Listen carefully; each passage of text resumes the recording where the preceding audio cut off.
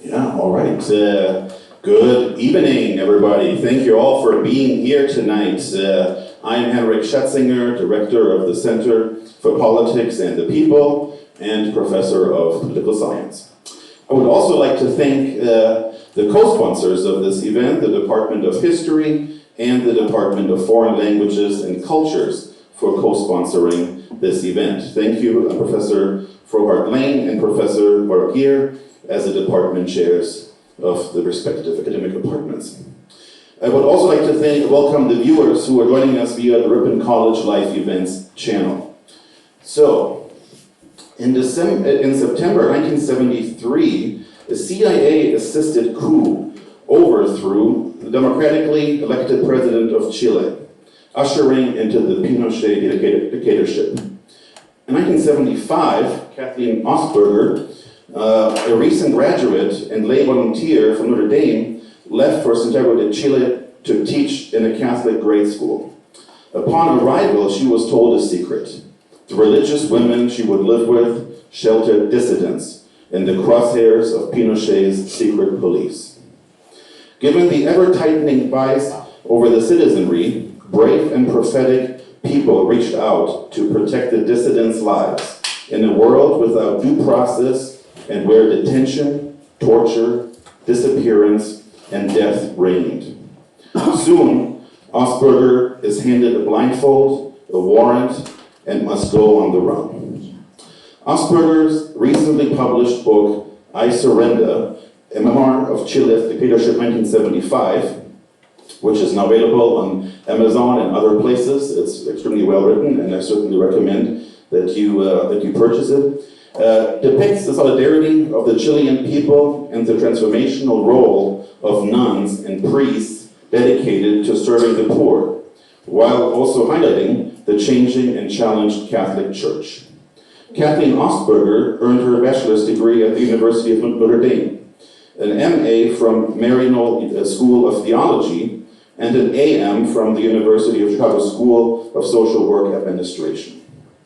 Her life was shaped by volunteer experiences when she lived in San Miguelito, Panama, Santiago, Chile, Chimbote, Peru, and the South Bronx. In 1987, she began a 17-year relationship with the Maryknoll lay missioners as an instructor in the Orientation to Mission program. In 1993, she joined the University of Chicago Hospital's Department of Psychiatry. Her work as a licensed clinical worker and psychotherapist has centered on the issues of trauma and torture. She currently lives in Chicago.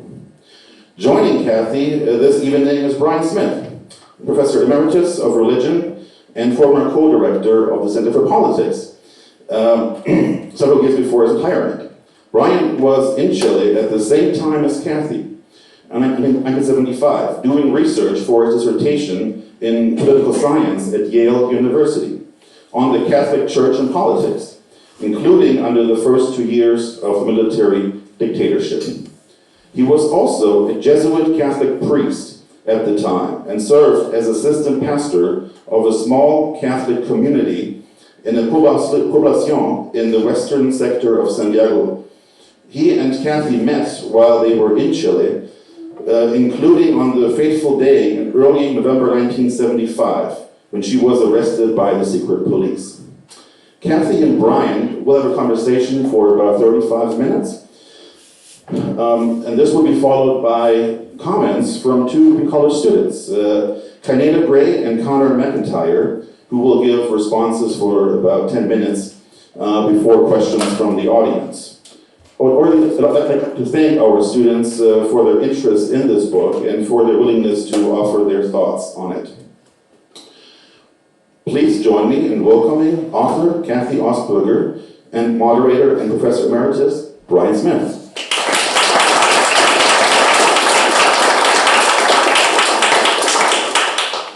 It's good to be back home. I do miss you all, but retirement is great. Before we begin our conversation with Kathy and her experiences in Chile, this month is the 50th anniversary of the September 11th, 1973 coup in Chile. The military came to power and were in power for 17 years. And during those 17 years of dictatorship, 3,000 Chileans were executed without a trial. 1,500 are still missing today. 27,500 plus were tortured, and 200,000 went into exile. Let us remember them and remind ourselves that democracies are fragile. Chile was the oldest and most stable democracy in Latin America until 1973. And Chileans never believed that their military would do what it did. Authoritarianism, as you know, is on the rise in the world today, even in our midst in the United States. Chile is an example of what can occur when authoritarianism gains complete political power. So now let us listen to Kathy's story about those who saved many lives during those horrible years with whom she worked. So, Kathy, welcome. Thank you. Thank you to everyone. I'm glad to be here in Ripon. It was a beautiful drive-in, and I've gotten to see a beautiful segment of the campus, so thank you for welcoming me here tonight. Can you hear me well enough? Wonderful. Kathy, why don't you tell us a little bit about yourself before you went to Chile, July 1975, as a recent graduate from Notre Dame, and what kind of volunteer work were you doing when you got there?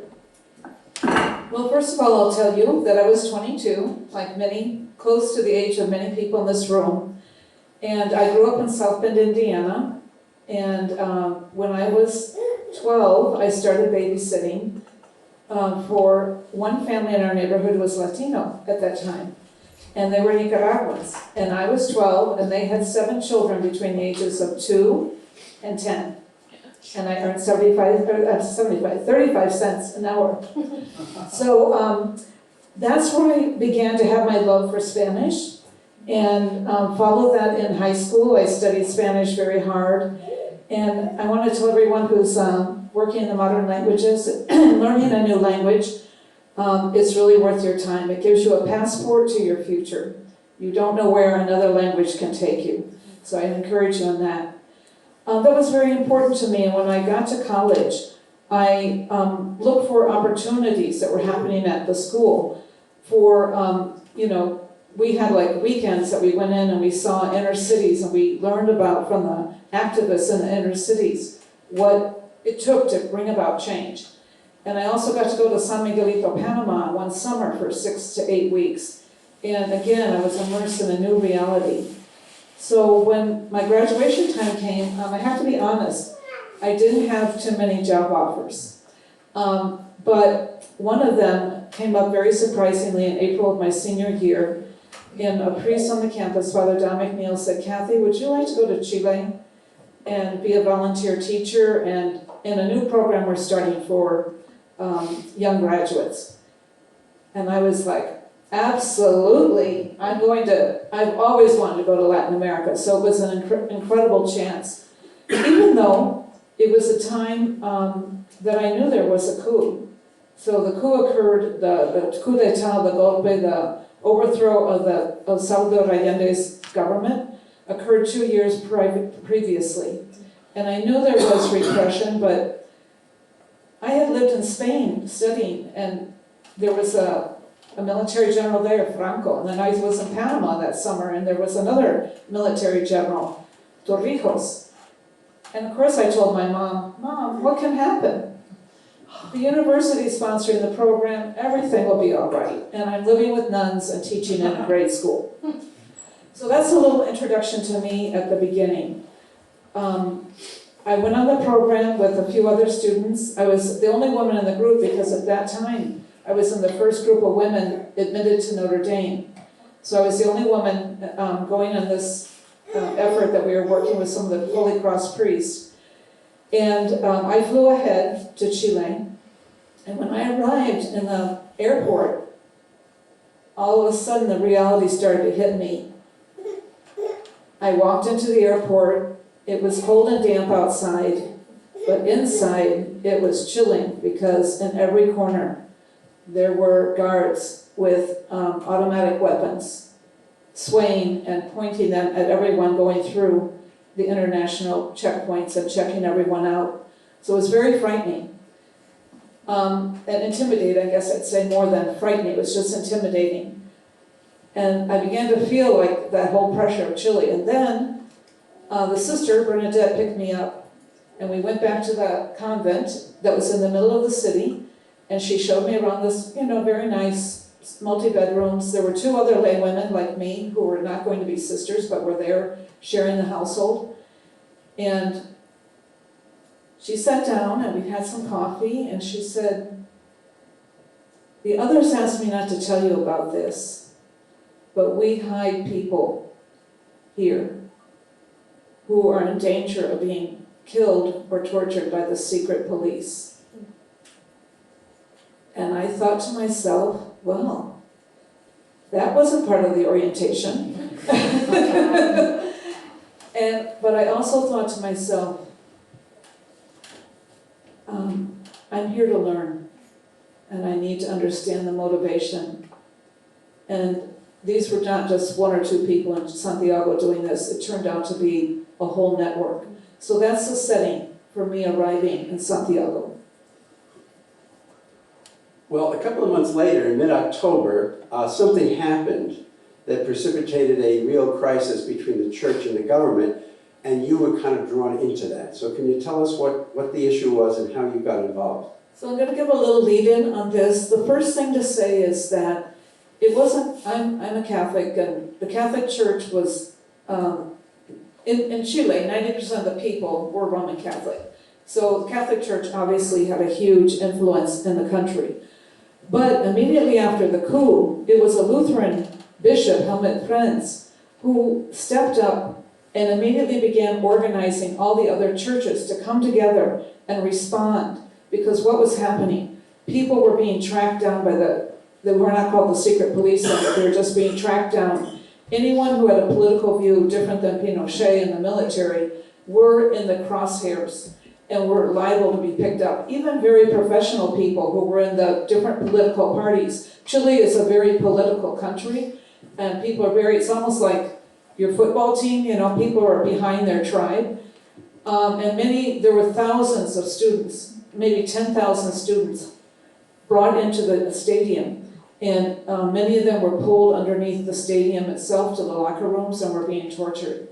Many people went missing after those first few days, and more people were being picked up in those 2 years. So when I arrived, I learned about this Comité Pro Paz, which was an ecumenical effort to respond to the human rights issues which were happening, which means the taking of people illegally and disappearing them, or putting them in prisons without any law or any access to a court.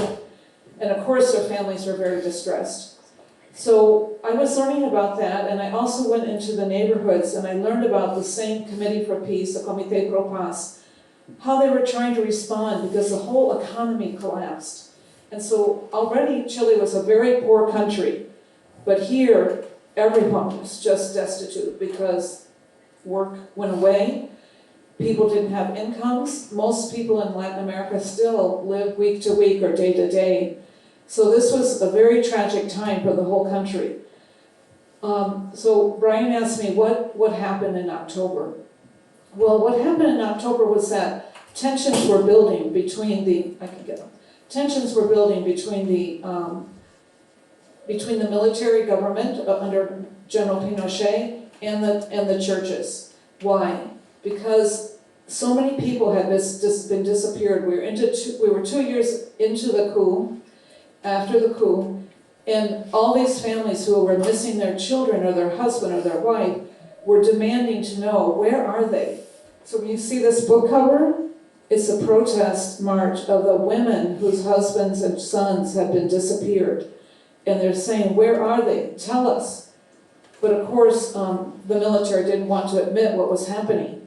So there was a prayer service led by Lutheran Bishop Friends and another Catholic bishop, Alvear. And at that, no, there had not been any other major activities in 2 years because, of course, the government forbid it.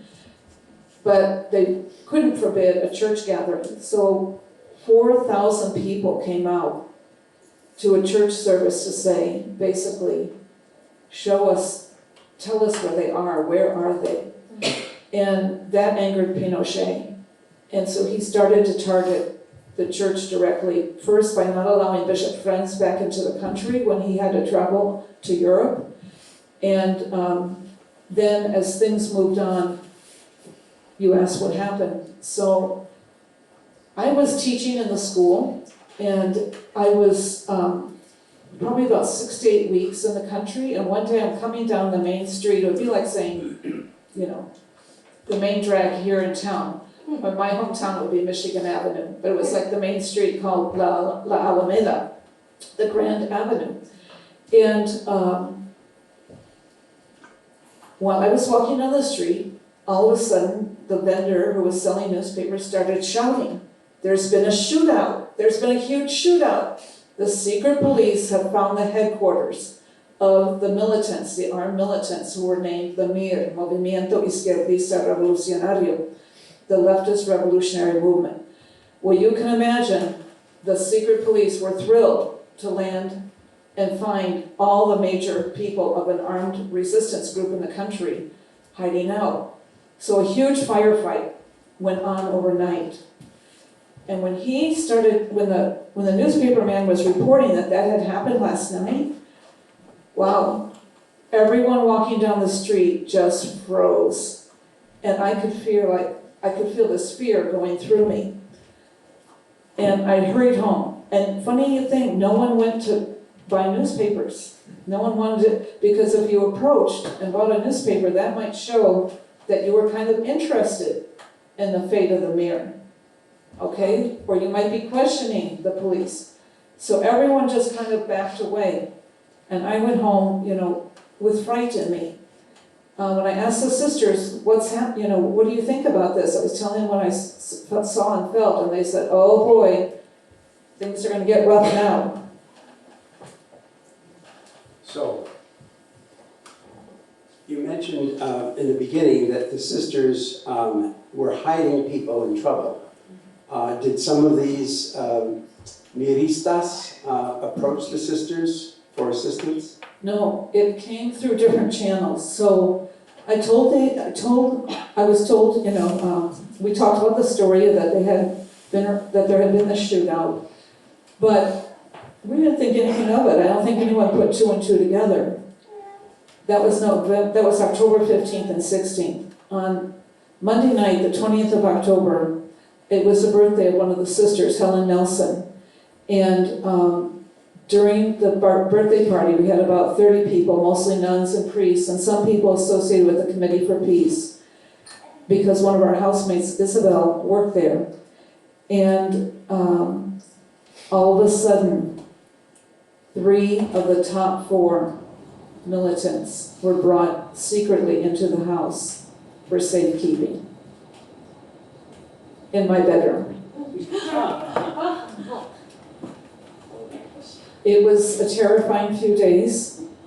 One of the men, Nelson Gutierrez, had bullet wounds in his leg, and he was going to die if he did not get medical treatment. So the first thing that happened was trying to find a doctor who could come and do a clandestine possible surgery to take out the bullets and heal the infection that had set in. Somehow they had escaped. All the people escaped from the secret police, except for one man who was killed. One of the militants was killed in the initial assault. It was, you can only imagine, 24/7 news, radio, newspapers were covering this story, trying to find where are these secret militants hiding. And Pinochet was threatening anyone who helps them will be subject to military prosecution. So, but nonetheless, you might be wondering, why would nuns aid armed militants, right? Well, first of all, the first rule to come in the house was, you are not, you know, we will help you, but you have to leave your guns somewhere else. You are not allowed to come in with guns. Nevertheless, they were sneaking guns into the house. So there was a constant trying to help them and at the same time challenge them on what they were doing, because they were also putting everyone else at risk on many levels. A doctor came, her name is Dr. Sheila Cassidy, and you should all read her book. It was written in 1979. It's called Audacity to Believe. And she came, she was about ready to leave Chile, and she came to help by trying to take out the bullets that were in Nelson Gutierrez's leg. By the way, Nelson and his wife, who were hidden in the house, also had a 9-month-old baby, and when they ran through the fields and were able to escape the secret police before they got to our house, a campesina woman ran towards them and said, "Compañeros, les puedo ayudar." My friends, can I help you? And the mother, Maria Elena Bachman, passed the baby into the arms of this woman so that her child would not suffer. So while they were there in our house, there were many emotional things going on. Dr. Cassidy came, but she could not remove the bullets. And she came out and told the priests and the nuns who were transporting people, and she said, "He is going to die here unless you can get him in an embassy, because an embassy is the sanctuary, it's the property of a particular government. So if they were inside there, the Chilean police could not go in and grab them." Well, how are you going to get a wounded guy and his wife in the middle of this manhunt that was going on? So 2 priests, Father Carriola, a Jesuit, and Father Gerardo Wayland, went to the papal nuncio, that means the Vatican, the Roman Catholic Church's representative, the Pope from Rome, his embassy in Santiago, and they asked, "Will you take this man who's likely to die in unless he gets medical aid?" And the whole position of the church was, our first obligation as church members is to save a life. And that's why they were extending their compassion towards him. So the 2 priests cooked up a plan and brought a car into the garage of the pastor next door, and got Maria Elena and Nelson he was able to somehow walk out of the sister's house into this garage. They put him in the trunk of the car, and they drove him through Santiago. And right as they approached the big estate of the Vatican embassy, and it's called the Papal Nunciatura, right as they approached, they came on the street. It was a one-way street, and they were going down the street, and all of a sudden, another car mistakenly was coming up the street, and the guards who were at the gate fled and were waving the guy who was going the wrong way away, and they were able to get the car into the gates without detection. How did you get arrested? Well, you can imagine that the secret police were, and Pinochet were, on this. They wanted to know, and the newspapers and everyone wanted to know, and Pinochet was looking bad because so many days have gone down, that no one had found these leftists. And at some point, they got a tip that maybe nuns and priests were helping. And so on November 1st, 1975, I got a phone call, but actually it was Dr. Cassidy, and several days had gone by. They had not been in our house for about 7 days or 8 days, and nothing had happened. So we figured, okay, maybe we're not in so much danger, but we also were all very uneasy. And so Dr. Cassidy called and asked me if I would go and spend some time with a sister who was ill, who actually taught in that grade school where I was teaching, because it was her birthday. And Dr. Cassidy was attending her as a medical professional, and she was in another house, a respite house, the Colombian Father's house. So I went over and spent the day with Sister Connie Kelly, who was, as I said, ill, and the maid of the house. And the maid of the house name was Enrique de Reyes Valerio.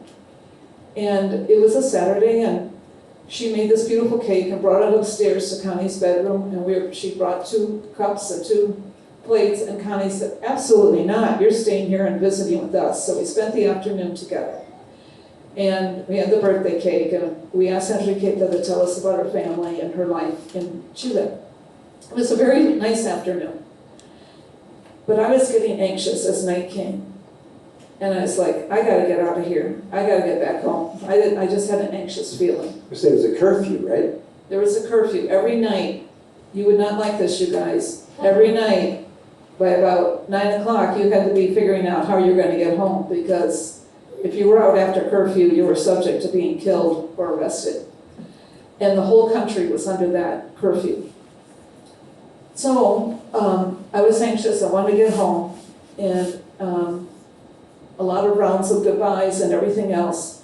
And I walked out of this house, and as I walked out of the house and crossed not a very broad street, a car came running up, and it was weaving, it was flashing its lights, and I thought, who are those drunk guys driving by me right now, you know?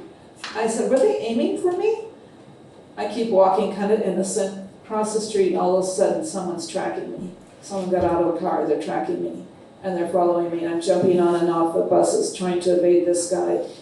And I finally did. I said, I do not want him to know where I live. I walked out the door, and behind me, the men coming up in various cars, and some of them were already in the yards up nearby, had their machine guns, and went up to the front of the house, rang the doorbell. This is where you were, you just left. I had just left, yes. I had not gotten home yet, but this is what happened. And the maid, Enriqueta, of course, answers the doorbell. And she sees all these people outside, and they immediately open fire. And they actually strafed the house for 20 minutes, according to the affidavit that was filed. And she was killed and left behind 4 children. So the next morning, You went to the Mary Knoll Sisters Center House, correct? yes, but it was the whole story of how I got there. Go ahead.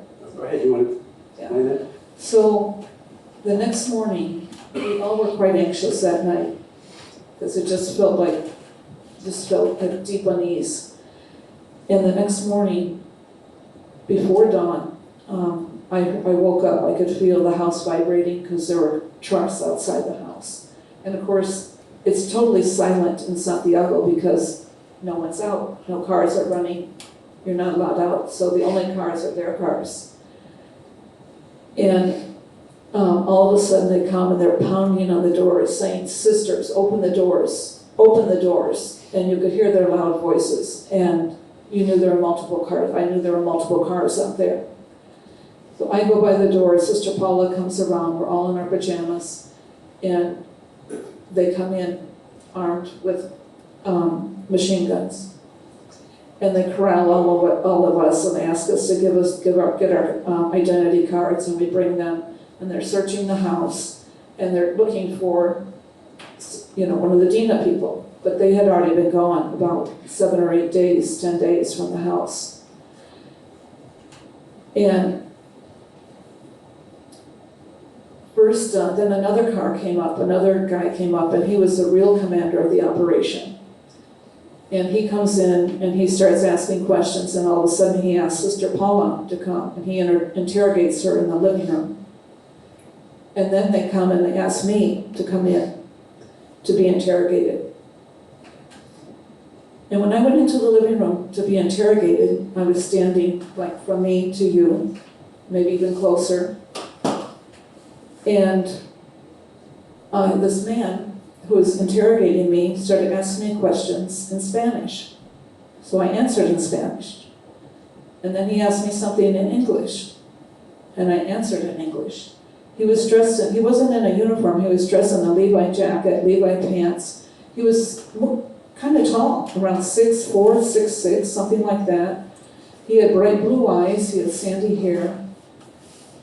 And as he's interrogating me, I'm thinking to myself, who is this guy? And all of a sudden, I realized he is an American. He was from the Midwest. I could tell by his speech, and he could tell by mine, I'm sure, too. And all of a sudden he says, "You're coming with us." He was on the phone, and he was pressing. He was given orders to take me. And so all of a sudden I'm told I'm leaving, get dressed, and I was shuffled out of the house, put in a blindfold, and 3 machine guns on me in the car. Now, in the car, you describe in your book, you were absolutely terrified. But you said a prayer which helped calm you. I'd like to read that. It's on page 121 of the book. "God, I don't think I have much longer to live. You know the situation and the realities are grave and dangerous. I have absolutely no knowledge or power to act or change this destiny. I surrender. I surrender myself to you. Only you know what is needed now. I may only be able to speak a few more words. Make them your words, true words. Speak through me. Save my friends. Help my family understand." Tell us about that prayer and what it meant to you. You know, I think I'll pick up my glasses, Oh, and I will read I'll read my response to that question. She's more nimble than I am in getting her down on the floor.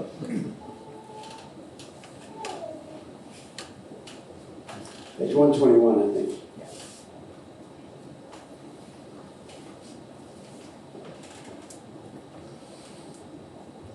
Upon uttering the words, "I surrender," I felt for the first time in my life an immediacy, a depth of communion as a profound consolation spilled over me. In that moment, I experienced God.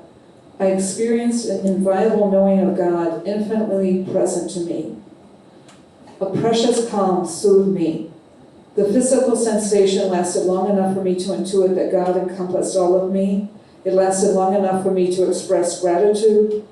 Whatever might transpire, I knew God would not depart. In surrendering, I was joined. That the physical sensations did not last long didn't matter. The unshakable knowing undergirded everything. At the moment of this brimming, luminous awareness, I felt a clamor inside my head telling me that if I had any chance to get out of this alive, I needed to stay alert. I tried to press every sensation into a memory, squeeze it to help orient me and keep me safe. Unable to see, I could feel my eyelashes bent against the cotton blindfold, while my eyes remained open, staring into the darkness, my ears attuned, every sense heightened. How long were you detained, and how were you treated, Kathy, by the secret police? Well, Brian, you and I know that we met in this moment 48 years ago. So I was taken, the secret police wanted to get access to another religious house. This was the Mariano Sisters Center house. They asked me if I would take them there. I agreed to do so because I didn't think any sisters were there except for maybe 1 or 2. And I believed that they were not hiding anyone, so I didn't think anyone would be in danger. And it so happened that Brian was there that morning as a Jesuit priest because he had relatives visiting, and they were staying with the sisters as a courtesy to him. And when we arrived at the Mariano Sisters house, I went up to the door and rang the doorbell, and the police barged in behind me. And Sister Kathy Gilfeather refused the Dina to come in. She just barricaded the door and said, "You cannot come in," in spite of the fact there were three guns on her. And she said, "This is a religious house, you can't come in." And I ran back to the kitchen, and there was Brian conversing with one of the maid and someone else who was there, I don't remember. And I ran up to him, I had only met him one time, and I said, "Brian, people are in danger. I'm here with the secret police. You have to call so-and-so. You have to call so-and-so to alert them," because I figured they're going to take me back. And so he could then get on the phone and try and alert other people who might be in danger, other priests and nuns. But when I looked at him, he looked very scared. And it didn't look like much registered. Eventually the police took me back into their custody. They told me to put back on the blindfold, and then they drove me, surprisingly, back to my house. I was there because my cousin had come down from Long Island with her husband, and they were going to adopt a Chilean baby. And they were staying with the Marino sisters. And I had to take them out to the Poblacion, where it was a Sunday morning, where I had to go say Mass. So I wasn't able to make the phone calls right away. So we went out to the Poblacion, and when I got there, finished Mass, I called the Jesuits that I was living with and gave the message about the sisters that were in trouble. And by that time, I was told that 2 of the priests that I was living with had disappeared. One of whom had helped, you mentioned him, Patricio Carriola, the other one, Fernando Salas. And they both were involved in helping hide people and getting people into the embassy. And when I called, they said, they're not here, you better come home really fast. So we were off to the races for the next 2 weeks, 3 weeks. And I'll tell what happened from my side. You tell what happened when you were arrested. Well, we had to go immediately. We had to, I never went back into the house. I was lucky enough that there was a church next door to where we were living, so I ran into the church. And I went by the altar and just said some prayers, and I realized that my housemate, Rosita, was there praying too. And the other sister in the house was on the phone with the U.S. consulate and explaining what had happened that morning. We all went on the run then. We went to different places because now, instead of the nuns offering sanctuary of their homes, now we were the ones who needed to be helped night after night, day after day. And so we had many different experiences during that time, but it was a profound experience because one of the things that marked the Chilean people is their solidarity, their willingness to open their homes. And during this time, and during the whole 17 years of the Pinochet dictatorship, many people stood up to confront the massive human rights abuses that were happening. So we were on the run for about 3 weeks. You were arrested first, and how long were you arrested? How did they treat you? It was, they terrified me for the rest of my life. I guess I could say that. I was never touched.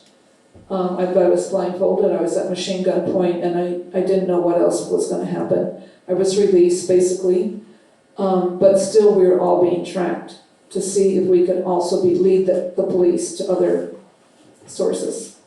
And eventually you were able to get into the American consulate. And when you were there, you had some important realizations about the link between the United States government and the military coup. At that time, today it's public knowledge that the coup occurred from the highest levels of the U.S. government. But at that time, it was just being exposed in a Senate investigative committee led by Senator Frank Church, and it was just popping up in the newspapers while I was in the embassy. So I went to the embassy after about 4 weeks because it appeared that messages were coming to us saying we needed to take cover, that we were still being sought because Pinochet was very angry still. At that time, there were probably 8 priests who were in jail. Dr. Cassidy, the night of November 1st, when they came and raided the Colombian Father's house where the nun was sick, Sister Connie, and where Enriqueta was killed, they took Sheila and they took her to the worst of the worst torture centers and were torturing her all night. Actually, they took her out to make her show the house where we lived. But then they continued torturing her for days. And she was not brought into public for about 12 days because of the viciousness of the torture. So many things were happening. But one of the things that was happening was this information was coming out in the press that the U.S. government actually fomented the whole coup. at the urging of some very elite businessmen, multinational businessmen, and Chilean businessmen. And President Nixon said, these activities that I'm authorizing with $10 million, with all the CIA agents you need, you may not tell our own State Department in Chile or our own Defense Department in Chile what we're doing. This has to be totally clandestine.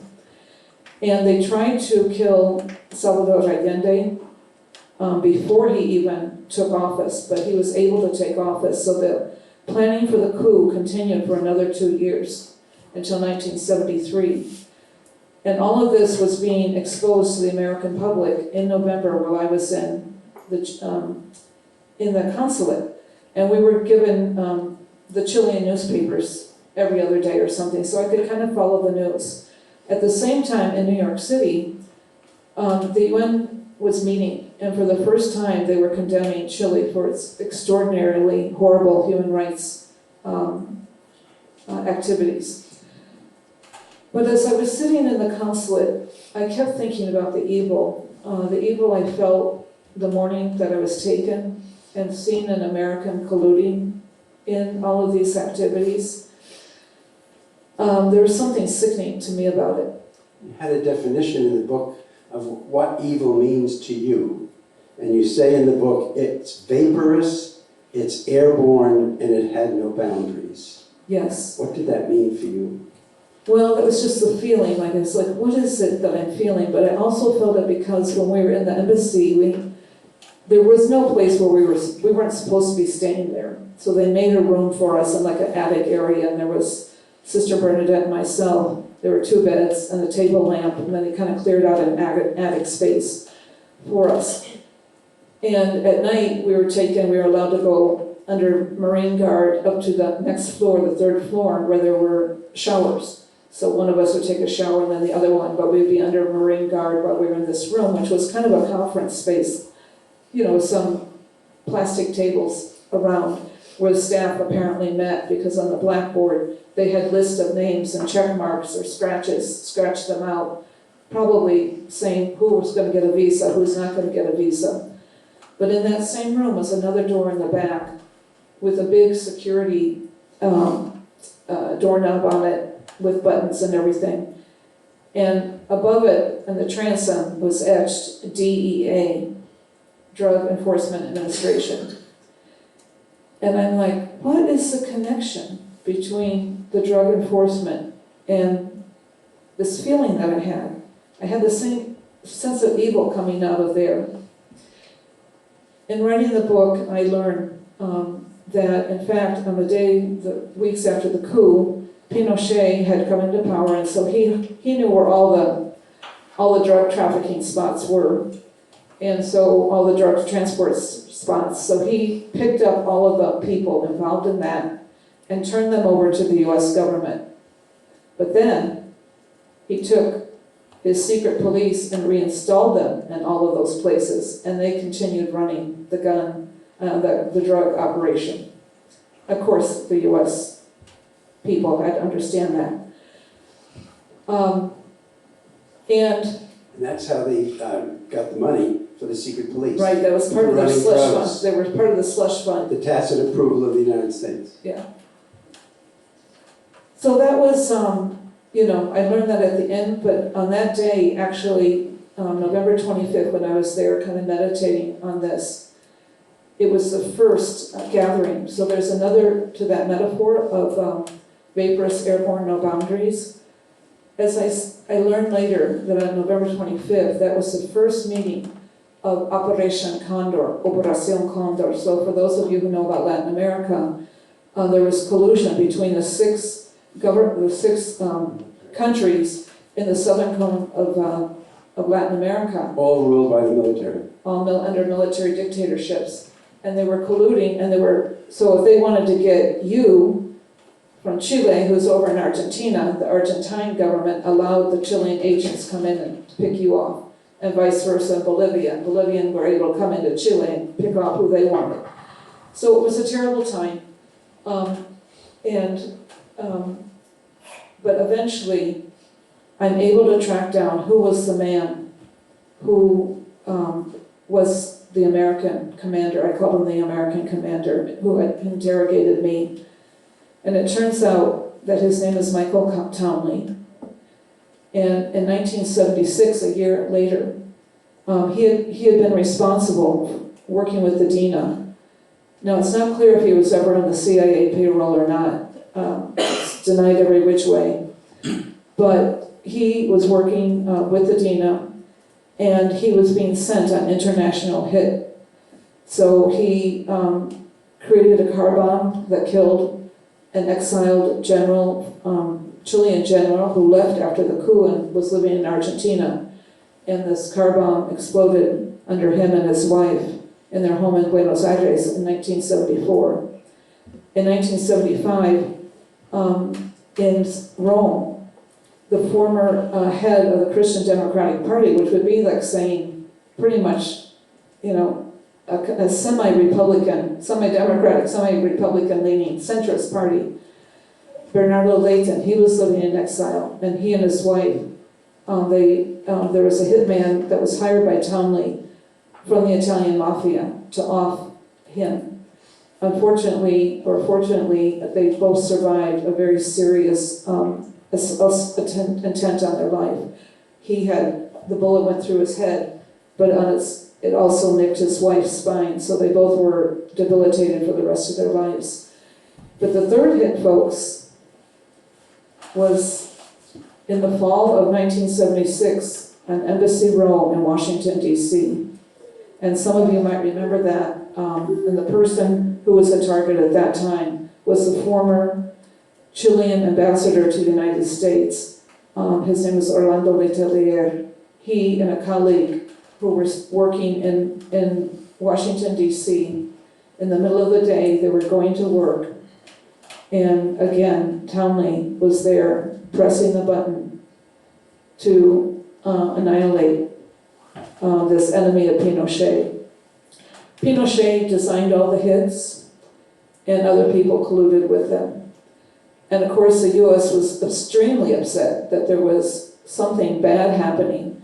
A 2-year investigation went by until they finally located who were the people and found out that it was an American working with the DINA who felt, and the DINA and Pinochet must have felt, that they had all the rights in the world to show up on Embassy Row in Washington, D.C. and to carry off the assassination of an ambassador. Perhaps in the question period, you can say a little more about what your experience in Chile has meant for you for the rest of your life. But we have a couple of good students who've read the book and they'd like to make some comments. So why don't both of you come up to the podium and give us your remarks or questions for Kathy. Thank you so much for doing this.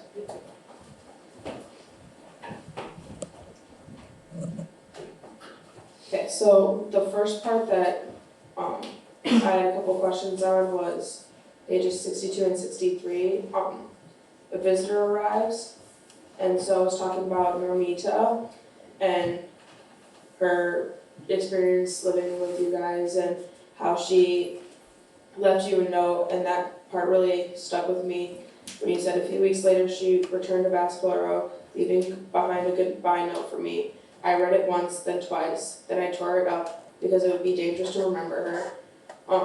And that part just really stuck with me throughout the entire book, because was it more that you wonder like what happened to her, like that you still remember her in your mind but just not on paper? Thank you for reading it so carefully. Normita was a very beautiful person. I called her Dulce. She was one of the sweetest people I ever met. She was probably an activist. She was a faculty member in Valparaiso, the next biggest city. And she was politically involved and needed some time out. That's why she was staying at the house where we were. And she was, one of these committed people to, we've got to challenge Pinochet, and belong to clandestine political parties, civilian parties, not an armed party. But I knew I could not hold on to that piece of paper, and in fact, I totally forgot her name. I was able to go back to Chile in 1986, And my housemate, Isabel, said to me, "Oh, Kathy, Normita's in town." I said, "Who's Normita?" I had totally erased her because it was so dangerous to hold on to that. So this woman, she lived and continued to struggle. And then another part of mine, turn the page, was called Testing the Waters, and it was when you went back to the school and back to the home, and you were talking about how it says with the phone not working and the need to prep lesson plans for the many school classroom segments I was teaching, there wasn't much time to think. And then you go on to talk about how you wanted to connect with Bernard and a couple other things, but you just couldn't do it at the time. And so how were you able to cope with everything going on around you while having to put on this front and move on with still doing other things? Yes, I was putting on. I didn't understand. Now we understand more trauma, and when something terrible happens, how you freeze and how you are coping in many ways that maybe aren't favorable. I was kind of struggling through each day because I didn't want to leave Chile. I had so many hopes to be in Latin America for 2 years. And I just, but then it just became more and more apparent that I wasn't going to be able to stay. We kept hoping that maybe things would pass. 2 of the nuns in our house were thrown out of the country at this time. As I mentioned, many priests were still in prison. Sheila was still imprisoned. Sheila was in prison for 59 days. So the situation was getting bleak, and that's when we had to go into the U.S. Embassy. Thank you for reading it so carefully. Did you like it? Yes, I really liked it. I highly recommend everyone read it. It's very good. Thank you. Thank you so much. Connor. Hello. Nice to meet you. It's a pleasure to meet you too. First part I just want to talk about is when the first MRI arrived, and they were staying in your room, you actually saw them put a gun in the pillowcase. What did you think of the MRI at the time? The mirror? Yeah.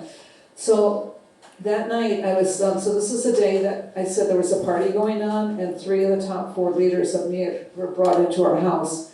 And the couple, Maria Elena Bachman and Nelson Gutierrez, were installed in my bedroom. So I was being pushed onto a couch in another bedroom. And Sister Helen told me to go in and pick up my belongings so I could go to school the next day, have enough clothes for a couple of days, so we were going to stay someplace else. While they were there, the nuns eventually felt like it was too dangerous for us to remain there. So the 3 lay women, we all left the next morning and didn't come back for a couple of weeks. But that day I was just very tired. I was overwhelmed by, oh my God, we have these top people. And I knew the lust and the thirst to kill them was great from the Pinochet government. So I was very frightened, but I also felt like, wow, this is, these people are also going to be dead if no one helps them. Not that they deserve, not because of what they were doing, but because they were human beings and their lives were at risk, just like mine was. So I walked in the room, and I didn't understand what I was seeing. I saw him putting something heavy. He had a pillowcase between his legs and something heavy he was putting back in it, and he turned around and looked at me. And I didn't understand what was going on, but of course later I learned that they had brought in weapons and that he had actually was trying to assemble a weapon at that time. Do you think they were justified in their cause? You'd have to really talk with a lot of people about that, but personally that would not be the way I would approach our movement. I don't really see how that gets you. Most of them end with a lot of sadness, but on the other hand, you have to look at the massive lawlessness that was in the country practiced by those in charge, which was the secret police and Pinochet and the other members of the junta. So there was absolutely no courts, no one could get a hearing, no one could get any answers about where their children were if they were disappeared. and everyone was subject to search and arrest at any time of the day or night. So, you know, you have a very different situation. You don't have a civil society functioning. So again, you're making different types of judgments. Another thing I wanted to ask you about was the poem, Hound of Heaven, that Sheila gave you. Yes. Why do you think she gave you that particular poem? She told me that that poem is a poem from a British poet, Francis Thompson. It's a well-known kind of spiritually grounded poem. And it was given to her, she told me, by a very close friend. And Sheila at that moment was getting rid of all of her belongings because she had made a big decision in her own life. She decided to join a cloistered community in Europe.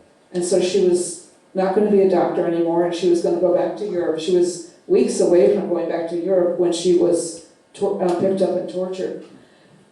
She did join a community briefly, but then she found that wasn't for her, and she went on to found the first hospice movement in England, or joined the first hospice movement in England when she was released. She also did something miraculous, I think. She, even though she'd been severely tortured and brutalized in Chile, she went on throughout Europe, telling all the people in Europe what was happening in Chile. She was kind of a famous person. For about 2 years, she was spreading the word of the need for solidarity. And by that time, remember Brian said at the beginning that there were 200,000 exiles from Chile. Well, many of them were living in different countries of Europe where they were given sanctuary. So there was a lot of organizing against the Chilean government under Pinochet during those years. And she was a big part of telling people what was actually happening. Another part I wanted to ask you about was, I know you mentioned this earlier, the Pinochet regime is basically funding their secret police with drug money. Why did the DEA look away from that? Why do you think they did? That's a very good, of course I'm learning this, as I'm writing it in the last 3 years. I'm reading all the research, but we have wonderful scholars in the area of Latin American studies who have researched Operation Condor. To tell you the truth, the Operation Condor, that was all the communications were going through the Panama Canal zone, the U.S. base and the Panama Canal zone, the computers, the telecommunications. So it's very hard sometimes as a U.S. citizen to see the difficulties of, or the choices that our government makes that lead to so many disastrous outcomes. I think one of the reasons that the U.S. government looked the other way was because the Church Committee in the Senate, Frank Church's committee, was beginning to investigate what was happening. And there was great pressure that the United States not give any military assistance or police assistance to Chile in the late 70s.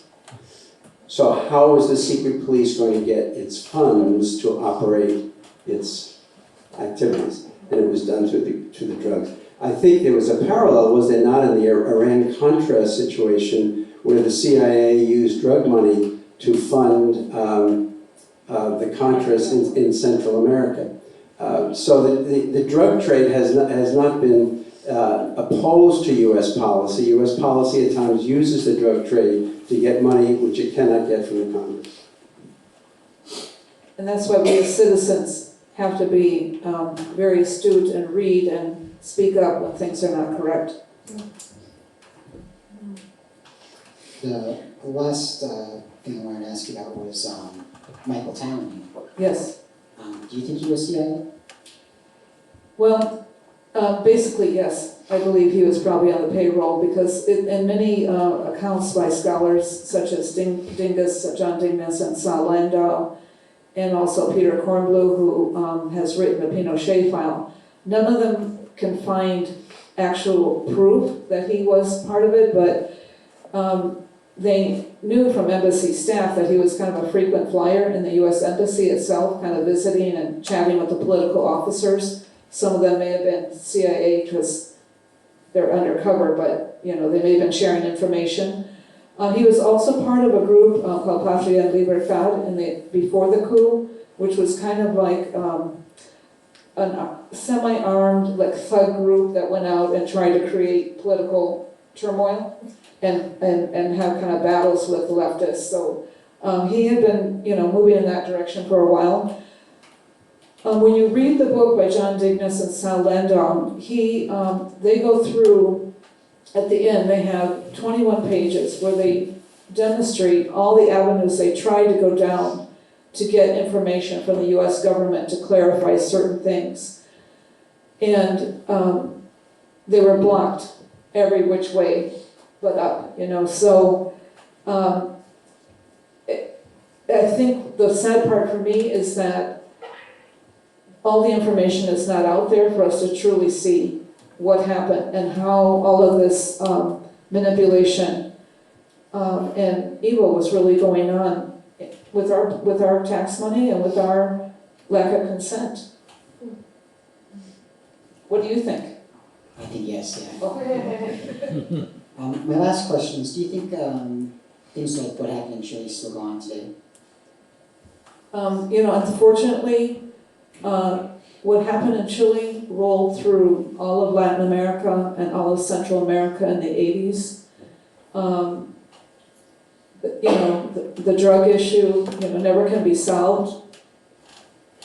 Well, can it be solved, or is it being allowed not to be solved? That's things we have to question, we have to ask about. But certainly the U.S. time after time has been supporting the dictatorship in El Salvador.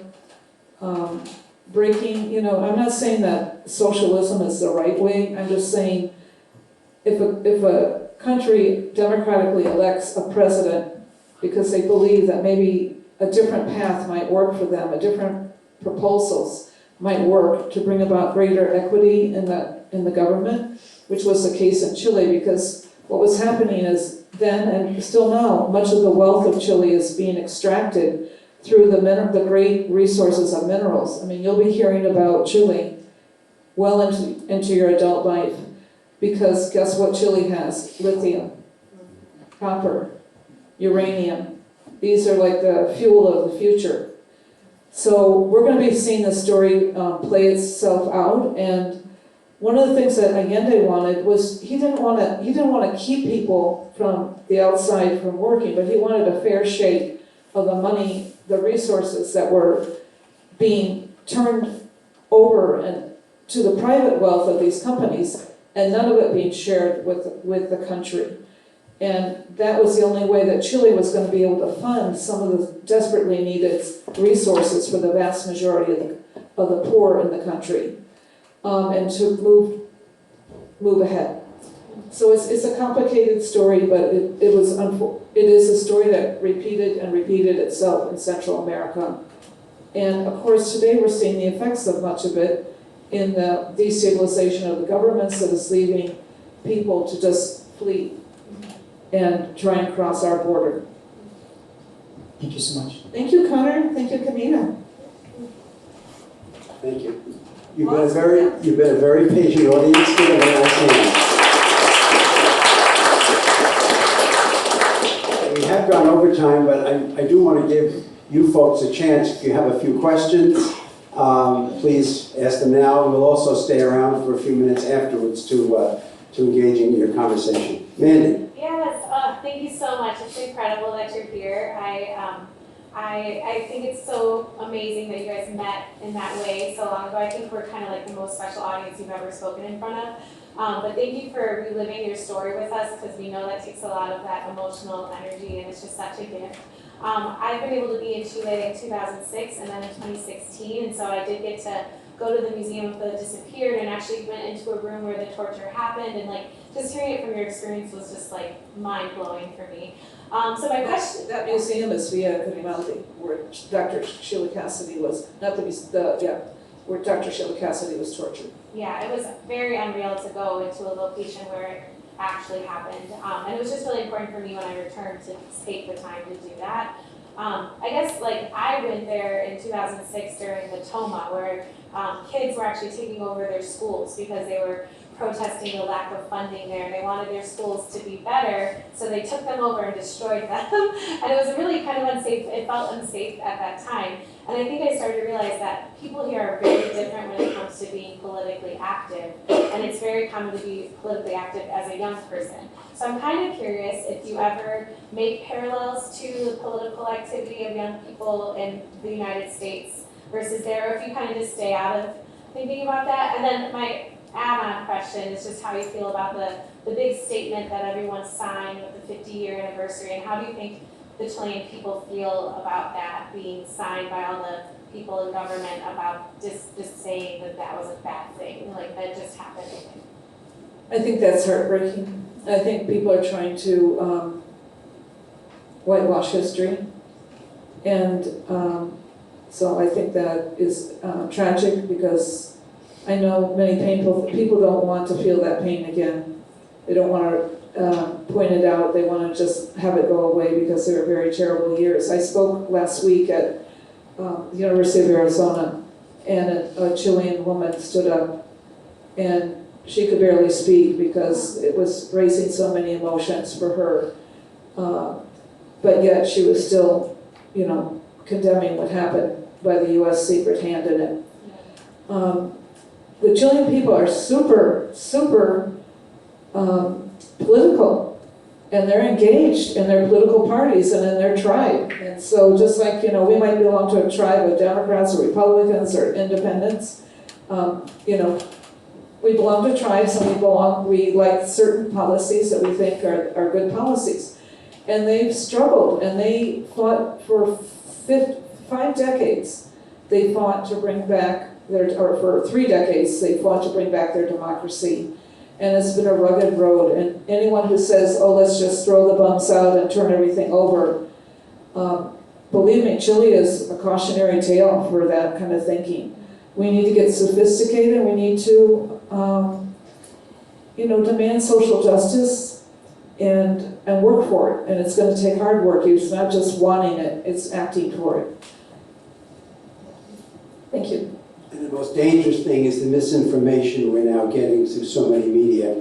What led up to the coup was a divided country in which the media was divided.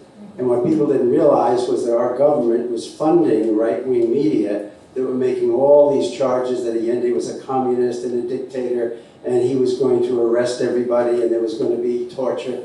So they created fear, and we're beginning to sense that in this country now. Many people who are addicted to certain media or social media are getting that kind of message, that party, those Americans, they're going to kill you, they're going to take your money. So the lesson is be careful with not only a divided society, but with so much misinformation and lies. And that led up to the coup. Yes. Based on that, what would you recommend we do? And based on your experience and what you saw, what would you recommend we do or think about or consider? Well, I've always, ever since I came back to the United States, because I realized, the problem was in my home country, was stemming from there. So I need to come back and do things. So I've always been involved in social justice activities, solidarity activities, but trying to keep up with the profession and my own personal life as well. But I've always had that commitment and joined with others, because the thing is, when we join together, we feel we have greater clarity as we clarify things, and we can find ways to act. And Chile fought back. They had a very interesting push to. Pinochet declared himself pretty much, he wanted to be president for life, but he toned it down to senator for life. But they were able to move and get Pinochet out, beginning with a plebiscite in 1988. And the vote was constructed in a strange way. It was a double negative. So I don't know exactly how it was, but it was kind of like you had to vote no to say you don't want Pinochet to continue. And the other side, so it was complicated. And so the media companies that each side went with, the leftists wanted the media companies to, the public relations companies to create commercials on TV that would show the tanks in the street and all the horrible things that Pinochet did, and no. So the media company, which or the PR company that they hired said, forget about that. The people don't want to remember any of that grim, horrible stuff. And they created this song, and it was no va pasar. He's not going to be able to keep in power. And so pretty soon they had this lyricky little song going all day long on the radio, and now people are dancing to it in the streets. And now that's how they mobilize and were able to push what's called the no vote, the no not allowing Pinochet to continue in power. And 2 years later, he was had to leave power. Still, he declared himself president or senator for life. Yes, sir. What we can do in order to not to avoid such happenings in history is to keep ourselves on our toes. Saboteurs. On our toes, to be Stay on our citizens. toes. Let's stay on our toes. To be citizens in the sense that citizenship is not, it should not be a word, a noun, it should be a verb, an active verb. So action. Because the people that we vote into power, who are supposed to uphold the democratic values, are not always the right people. So, I mean, they present themselves as Democrats, but in the true behavior is not, especially when it comes to developing countries. And my country, for example, is a case in point, where, France will, support some regimes that are totally, anti-human, killing people. Yes. But as long as they can defend their interest, it's okay. You talk about lithium and other stuff. The same thing is happening today in West Africa. Yes. Under the guise of terrorism. There is no terrorism, there is no jihadism in Africa. What they are doing has nothing jihadist. Because they are even killing Muslims. But as long as they can, defend the interest of multinationals, it's not even governments per se, it's multinationals. So again, what we can do is really, keep a vigilant eye. Yes. Thank Thank you, you. David. Maybe one more question? Yes, sir. Something that really piqued my interest that I thought was really interesting, I suppose also really concerning. When did you discover who Townley was, his actual identity, and then what he was later behind?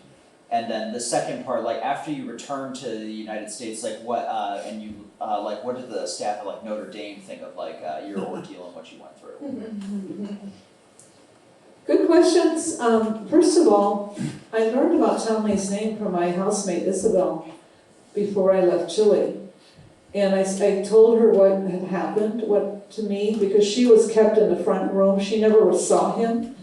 And I described him to her, and she had been working with the Comité Pro Paz. And of course, they were documenting all the human rights abuses. So they had some detailed knowledge of how the DINA actually wasn't even known in Chile until this incident of Dr. Sheila Cassidy. So they weren't even mentioned in the newspapers, but finally it came out in the newspapers that was the name of the secret police. So, but Isabel, because of her work, she knew. She said, yes, there is this guy. He's light-skinned, tall, has kind of light brown hair, blue eyes, and he speaks really good Spanish. Well, he was married to, he was learning Spanish, and he got married to a Chilean. But he didn't have a job, so he ended up getting into the underside of what the secret police was doing. They offered him, but was he placed there or was he offered there? It's not clear. After he committed the killing of Prats, he was given as a present a $65,000 home in Las Condes, which was the upper class area. So you get a home for $65,000? Who's paying that? Where's that slush fund? So all those kind of questions. So when I actually didn't know about, Townley was, his name came out in the newspapers in 1978, but in 1978, I was transitioning back from the United States to the United States and working in the South Bronx. And I wasn't really attuned to the newspapers that much, and so I didn't know when his picture came out in the newspaper. And he was immediately identified by people when they were able to show a photograph of him and another person who was a Chilean lieutenant in the, under Pinochet, a Colonel Fernando Larios, were the two people who were involved in setting off in planning the bombing in Washington, D.C. and Embassy Row. But the religious community in Chile immediately recognized him. So when he was in the newspaper, they started, talking to each other, and they're like, that's the guy who led the raid at the Colombian Fathers' houses the night that Dr. Cassidy was taken and Enrique was killed. They identified him immediately, and the pastor, Father Hallidan, the superior, he almost had a nervous breakdown because of what happened that night. And when he saw his photo in the paper, he had a panic attack and just fell apart. He never really worked strongly again. He left the country. One of my friends at the parish of Las Condes, where they took some of the, went and were searching as well, right after they were with me, they went to Las Condes, they went to a seminary, and then they went to this parish house, Santa Rosa Parish, and he put a gun to Sister Liz Gilmore's forehead when he was trying to break into the rectory, and they wanted to search it at about 8 o'clock in the morning. And she said, well, show me your ID. And he said, this is the only ID you need. And when she saw his paper, she was living back in the State Senate, she saw his picture in the paper, and she immediately recognized him. So that's how I was able to tie in all those raids. Thank you, Kathy, for a very, very moving and important conversation. Thank you all.